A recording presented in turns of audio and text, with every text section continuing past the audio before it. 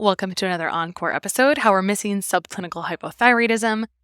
If you have listened to any other episodes this month, you may know that we're doing Encore or republishing episodes that have very high download rates from the last year in general, but most of them were in the last year except for the first one about probiotics. This one was a solo episode I did on how we're missing subclinical hypothyroidism. This is a topic very near and dear to my heart because it affects me. And to be honest, this is my favorite person to help. It's this person that doesn't really think that they have an issue, but they think that they could feel better, or they're like trucking through life, just doing all the things, but really their thyroid wants a little love, their adrenals want a little bit of love. So in this episode, I go through all of that, and I hope you enjoy it. Hey, welcome to the Less Stress Life podcast, where we believe that everyone deserves a less stressed life without food sensitivities, fatigue, and overall inflammation. So today I'm telling you about something that I think is so important and is so missed, and that is sluggish thyroid 101. Now, don't stop listening to this if you have had blood labs and everything is normal. That's really who this is for. I had a woman tell me about a month or two ago, she said, but your website doesn't really talk about thyroid. I said, that's a great point. I don't need the people who know that they have a thyroid issue. I need the people who don't know that they have a thyroid issue. So today we're going to talk all about learning and relearning and how we're never done learning, how a lot more people have sluggish thyroid than who's diagnosed with thyroid issues. We're going to talk about issues with gut health and why people relapse, how I handled thyroid issues years ago and now, et cetera, et cetera, et cetera. So we'll go through some checklists, what you can do, cofactors, all the things. First, man, I've had a lot of humbling this last year or two as I have just relearned biochemistry. Just because your blood labs are normal doesn't mean everything is normal. Many years ago, when I started practice, this is how I handled thyroid versus how I'm handling it now. I would say if someone's really wrecked, so thyroid is like a gray cloud that's going to cover everything up. And even if you're seeing success in other places, it's going to just follow you around like a dark cloud, like a dark storm. So if that was happening with someone, because often people would come into my practice and they would already either be on thyroid medication, I would say their doctor's got this, right? That is what the doctor is there for. They are diagnosing thyroid issues and treating that with medication, and that's the role of their provider. That wasn't, I can't diagnose anything, so I didn't see how I could be supportive in that role. So once upon a time, my best friend, who's a pharmacist, told me that the most prescribed medication was thyroid medication. And so if the most prescribed medication is thyroid medication, at least anecdotally, then what does that do for the rest of us that have a sluggish thyroid overall?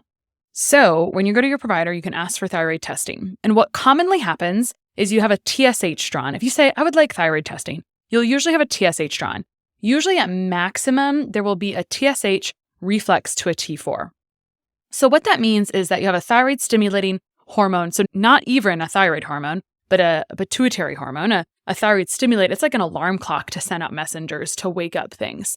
You're having that measured. And if it's a little bit out of range, then you have this T4 measured. So T4 is inactive thyroid. And I always say TSH is like the alarm clock. T4 is getting ready for work and taking all the cofactors, putting makeup on, getting dressed, brushing your teeth, eating breakfast. And then when you go to clock into work, it's T3. That's the active hormone. But here's an interesting thing. When, you know how if you drive to work, you've got that on autopilot, you got a neural pathway carved that way. If you have cortisol, stress hormone coming into play, now the thyroid hormone goes off into the wrong freeway. So if you have reverse T3 elevated, that means that there's elevated cortisol. So things aren't checking into work overall. So many years ago, I would just say, okay, go have your thyroid tested by your provider. So people would go ask for a full thyroid panel that would include T3, T4, TSH, thyroid antibodies, etc. And sometimes they would get that fully drawn and sometimes they wouldn't because it's not the standard of care. I'm not complaining about it, just saying this is how it is. So the TSH should be drawn, maybe a T4. And I actually had a client tell me one time, I just was wondering what the cost of this looked like. And she told me that her insurance was billed $2,000 for that, which made me fall over because when I order blood labs through our lab concierge, which is called Rupa Health if you have a private practice, it's like $10 for those two markers. So blows my mind. So what was happening was they'd go to the provider, not get it ordered, or they would get it ordered and it would be normal, or they weren't able to get it ordered. So at that step, that the client can actually order tests on their own. You can go to requestatest.com or directlabs.com and order thyroid testing. Or in our practice, we help facilitate that through our lab concierge. And so then they go and get that drawn, and then we get the blood labs back, and things often still look normal. Sometimes we catch something, and then when we catch something, because we don't diagnose, we send you back to your provider and say, hey, these antibodies are really elevated, and then the provider is going to recheck. So that's how thyroid is being handled in practice years ago versus now. Now, I'm realizing that even if your blood labs look okay, you're not okay. So if you have any of these symptoms, you can just go ahead and raise your hand virtually. But if you have I would say sluggish thyroid is more common. We'll talk about elevated or hyperthyroid later, but hypo or sluggish thyroid symptoms look like the big three would be feeling cold, either your whole body or hands and feet, hair loss, and fatigue. But there's also brain fog or just inability to concentrate. It overall slows the metabolism down and makes it easy to gain weight, or you'll have trouble losing weight or have weight loss resistance. Some people have disrupted sleeping.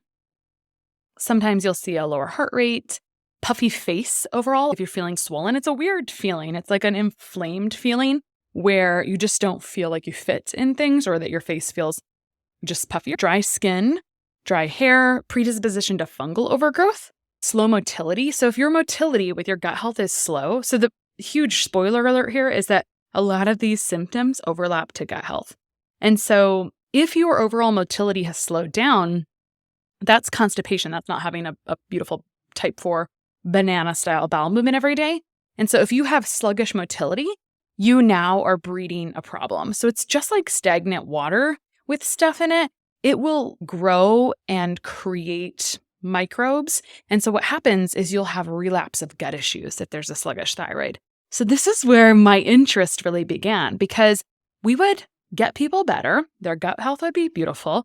We would discharge them. And maybe 2 years later, and this wasn't extremely frequent, but it was enough where it bothered me, because I like people to get better and then just be better. And I think there's a lot of things that go into that. Our stress is huge. And that's usually where a lot of things come from in the first place. But if the thyroid is sluggish, what would happen is if they go off of stimulating supplements that make the gut health look beautiful, they would be slowed down. Okay. So the motility would be slowed, and it would be masked by the fact that they're on supportive gut health nutrients. So it would be masking the overall motility issue.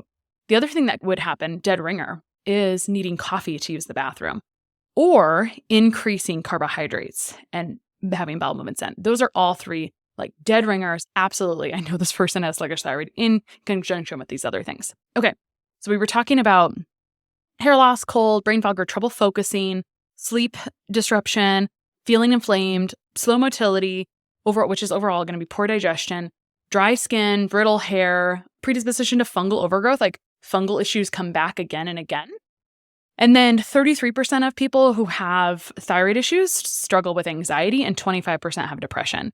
And I just think right there, that's enough where we should be checking this more. But the problem is that if the blood labs are normal, then what tools do we have? Unfortunately, we don't have a lot of tools conventionally. That really blows. It really does.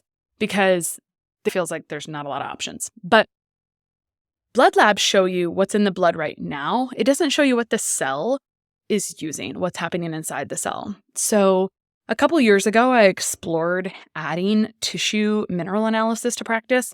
It felt a little goofy, a little hokey. The research on it is so old. And the first person I learned it from, I had like highs and lows. My friend Kaylee and I we did some continuing education. We were going through a program together, and we were like, oh, this could be awesome. And then it would be so supplement heavy. And anyway, then we'd have lows and like, I'm not implementing this. This just feels like not going to work for people. Fast forward, my friend Amanda, who is the hormone healing RD, is a huge advocate of mineral testing. I'd gone on a dietitian trip with her, and she opened my eyes to a different way to read it using whole foods. And so what really became was that it allowed us to see sluggish thyroid issues. It allowed us to see adrenal issues without the use of other testing that can be a little bit hard. People always want their hormones tested, and I use dried urine tests for comprehensive hormone analysis, or the Dutch test. And it sounds so fun to just test your hormones, but hormones are really secondary to what your gut health is doing, your stress, your micronutrients, your blood sugar, and your toxic burden. In my mind, I like to do things, I like to be a good steward of finances. And so it doesn't make sense to me to have someone do that debt chest because it's a lot of information. It's overwhelming if we could be working on all those root causes. And so that's where we look at that cortisol or what the cortisol and the adrenals are doing. So anyway, mineral analysis allows me to see what the adrenals are doing even before things are awry on the saliva or urine testing for cortisol, etc. So when I've implemented tissue analysis, I can now see what nutrients have been depleted from stress because I did know that the only people that didn't get better fast or as fast as I wanted or didn't get better as good as I wanted, I can count them on both hands. It was the stress was the common denominator, like every single time. So I knew this, but trying to communicate that to them was actually more stressful for them. So you're really up a creek when that happens. When I look at the mineral analysis, it allows me to see the byproducts of what's happened from stress. It allows me to see the deficiencies. So for example, when your cortisol is elevated or when you're using a lot of cortisol, you dump potassium. And when your body is trying to control blood pressure, it uses aldosterone and that dumps sodium. And through stress, also magnesium is dumped, et cetera, et cetera. And so when these things get out of balance, different things happen, like calcium will stand in front of the doorway for nutrients to enter the cell for the thyroid, et cetera. And if you have a deficiency in potassium, and again, you're not going to see this on blood, but you see it in tissue, because if you see that in blood, you're basically falling over, like you're faint, et cetera, et cetera. Like you're just not going to see that. Those are markers where if you're really sick, you may see that, but it's pretty much not going to happen in the blood because our body is so amazing. But in the tissue, you'll see that the tissue inside the cell is actually starving for those nutrients because they've been used up by stress. So now that I use mineral analysis, I can see the cofactors needed for the thyroid, support the cofactors through food. Voila, we're doing a lot better. So this is an issue for me because there's such an overlap. Almost all of the symptoms I mentioned for thyroid are also symptoms of suboptimal gut health. That means imbalances of bacteria, fungus, etc. And that's because one leads to the other, really. So if you have a sluggish thyroid, you're going to have gut issues later.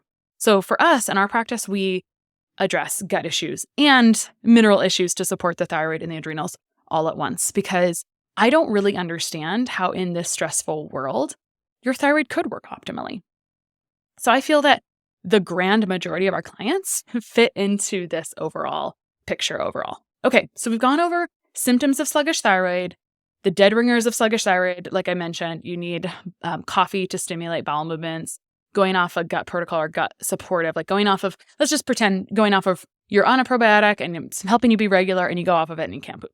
And then also eating carbohydrates. So let's actually talk about how sometimes we create a sluggish thyroid. So I have another episode coming out where we talk about just destroying metabolism. But destroying metabolism and having a sluggish thyroid are almost one and the same.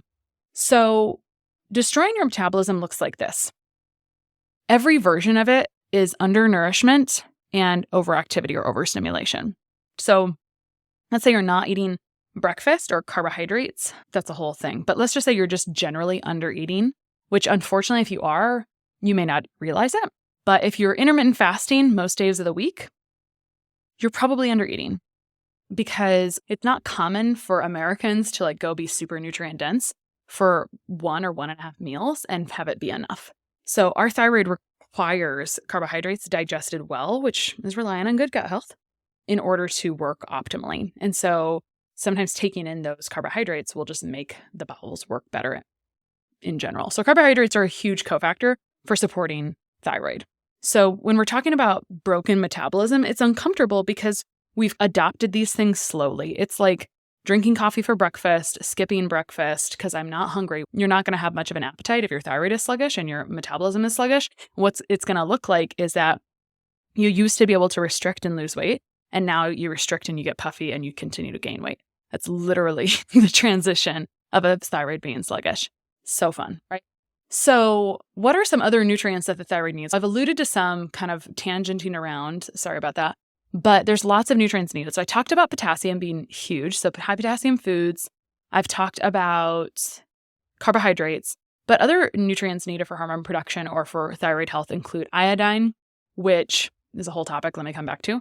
Selenium, found in Brazil nuts, oysters, etc. Zinc, found in oysters, nuts, etc. Tyrosine, B vitamins, which come from well-processed carbohydrates often, beef liver, etc.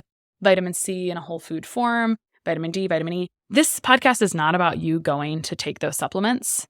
Not at all. That's not what this is about. It's about you couldn't get those nutrients if you weren't eating rich sources of those foods, which would be uncommon foods. That would be animal products, some animal products, oysters, and carbohydrates and digesting those well, etc.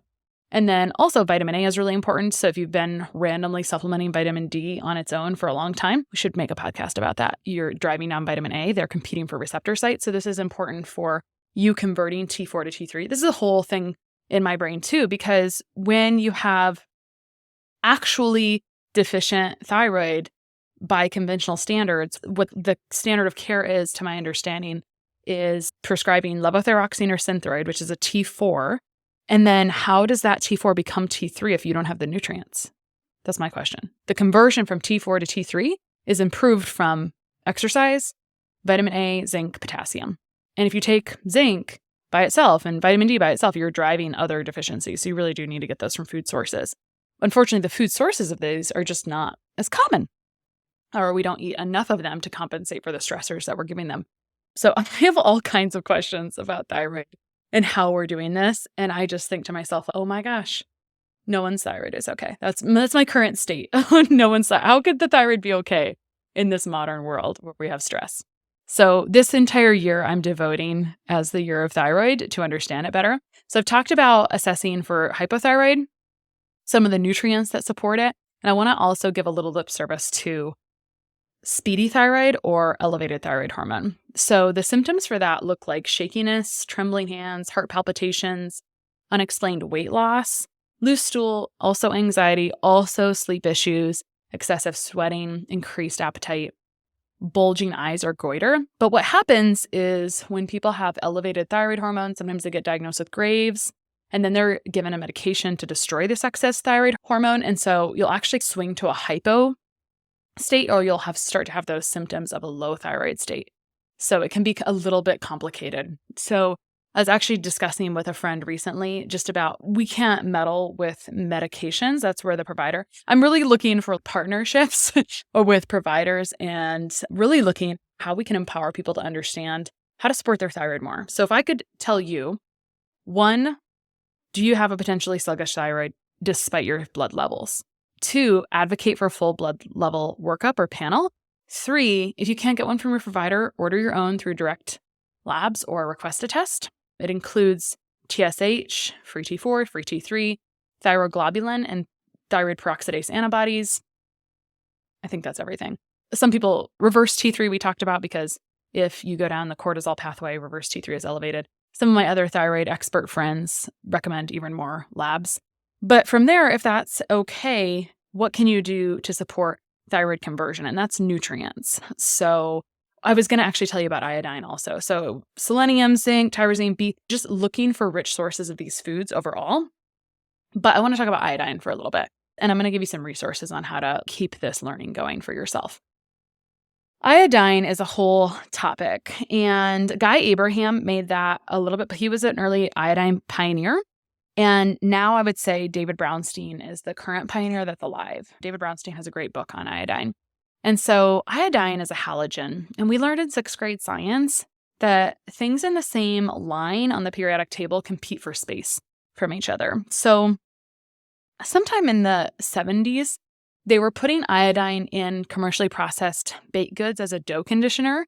And then the FDA is, oh, it's a little much iodine. We had this whole, we used to use iodine for an antimicrobial and other things in medicine, and then we stopped using it.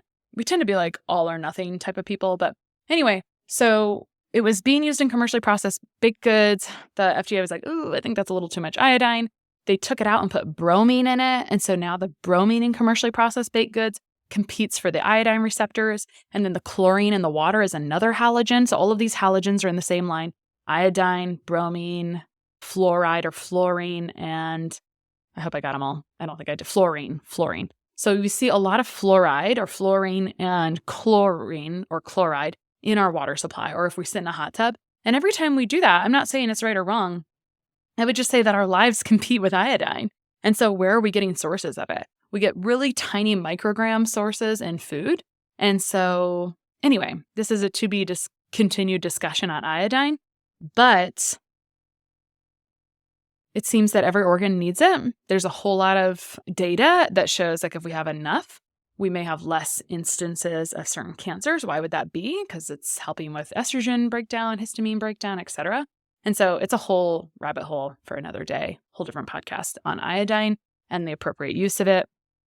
But it's just fascinating. And by the way, before I close out here, apparently urine iodine testing is the most accurate method of finding out if you have adequate iodine. You get a loading dose of the iodine in a tablet, and then whatever you urinate out is extra. Your body is getting rid of. And what it's not urinating out of the percentage is what it needs to utilize. I hope this has been interesting for you. I think we're really missing subclinical, meaning not showing up on blood labs, hypothyroidism. I think that there's so many people experiencing symptoms of a sluggish thyroid and it's looking, can't concentrate. I have my own story. I let an iodine loading test sit in my bathroom for a year and then I thought, this box is annoying. I should get rid of it. So I peed in the urine jug for an entire day like you're supposed to. And my iodine was so stupid low. And the 3 days following the loading dose, I was like so focused. I never really thought, oh, I have brain fog. I just thought I have ADHD. Like I obviously have ADHD. I cannot focus. I like need to be in appointments so I can stay focused and get my things done because I want to squirrel around. I don't know if you guys ever hear that here, but it was just so remarkable, my own experiences and then some of my clients' experiences. So if you feel like you've got hypothyroid symptoms, test your blood labs. Here's some books for you to read and learn a little bit more. And if it's a good fit for you, we have a program called Food Sensitivity Solutions and the Fatigue Fix. It's two kind of separate programs that go together because I feel like if you feel like you're having food sensitivities, it's gut issues overall and other things going wrong, going awry. And I think fatigue is the other big thing. I would just want you to feel younger as you get older. As a person who wants to also feel younger as you get older, I want you to have sustainable, good energy. And so thyroid stuff, assessing that with mineral analysis, et cetera, is all part of that program. So here are some books for you to read if you're just learning about this topic. Why Do I Still Have Thyroid Symptoms by Datis Kharrazian. His last name is spelled Kharazian. I'd love to have him on the podcast. He's a mentor I've had of mine. I've learned from him. And then Overcoming Thyroid Disorders by David Brownstein, MD. And this is one that's a lot of case studies written by many people. It's a cool one called Stop the Thyroid Madness 2, How Thyroid Experts Are Challenging Ineffective Treatments and Improving the Lives of Clients. So this episode is a cry for you to be a good advocate for your own health and to let you know that even if your labs are fine, you don't feel fine, you're probably right. I hope this episode is insightful for you, and I wish you well. Talk to you soon. Oh, and if you're interested in food sensitivity solutions and the fatigue fix, you can find out all about it on my website over at KristaBigler.com. I'll have the link in the show notes. Sharing and reviewing this podcast is the best way to help us succeed with our mission to help integrate the best of East and West and empower you to raise the bar on your health story. Just go to reviewthispodcast.com/less stressed life. That's reviewthispodcast.com/less stressed life, and you'll be taken directly to a page where you can insert your review and hit post.